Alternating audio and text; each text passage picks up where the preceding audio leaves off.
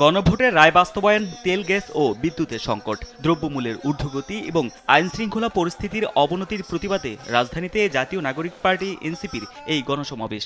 শুক্রবার বিকেলে রাজধানীর শহীদ ফারুক সড়কে এই সমাবেশে যোগ দেন নেতাকর্মীরা। উপস্থিত ছিলেন জুলাই শহীদ পরিবারের সদস্য ও আহতরা। নেতাদের অভিযোগ, দেশ পরিচালনায় ব্যর্থতার পরিচয় দিচ্ছে সরকার। আজকে সারা দেশ চাঁদাবাজির সংগ্রামে পরিণত হয়েছে। আজকে ঘরে ঘরে নেতাকর্মীদের উপর জুলুম করা হচ্ছে। আজকে নাসিরউদ্দিন পাটোয়ারির উপর হামলা করা হচ্ছে। কিসের জন্য হামলা করা হচ্ছে?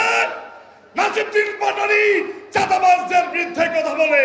তারেক রহমান গদি ছাইরা দেন। যদি গদি টিকাইতে হয় বাংলাদেশে সংস্কার বাস্তবায়ন করতে হবে। বাংলাদেশে জ্বালানি সংকটের সমস্যার সমাধান করতে হবে। যারা ভারতের হাতে বন্দী অবস্থায় আছে তাদেরকে বাংলাদেশের মাটিতে ফেরত না দেওয়া পর্যন্ত প্রধানমন্ত্রী যদি ভারতের মাটিতে পা রাখেন, এইটাই দেশের জনগণের সাথে গাদ্দারি হবে। বিরোধী দলীয় চিফ হুইপ ও এনসিপি আহ্বায়ক নাহিদ ইসলাম বলেন, ভারতে বসে শেখ হাসিনার প্রেস ব্রিফিংয়ের জবাবদিহিতা নিশ্চিত না করে দেশটিতে প্রধানমন্ত্রী তারেক রহমানের সফর জনগণ মেনে নেবে না। খুনি শেখ হাসিনার সরকার একটা প্রেস ব্রিফিং করে বাংলাদেশের সার্বভৌমত্বের বিরুদ্ধে দিল্লি অবস্থান নিয়েছে, কিন্তু আমরা দেখতে পেলাম তারেক রহমানের সরকার এর কোনো জবাবদিহিতা নিশ্চিত করতে পারে নাই।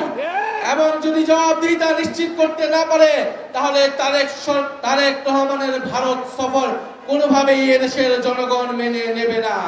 বেসরকারি কোম্পানির হাতে জ্বালানি খাত ছেড়ে দেওয়ার পায়তারা চলছে বলেও মন্তব্য করেন বিরোধী দলীয় চিফ হুইপ।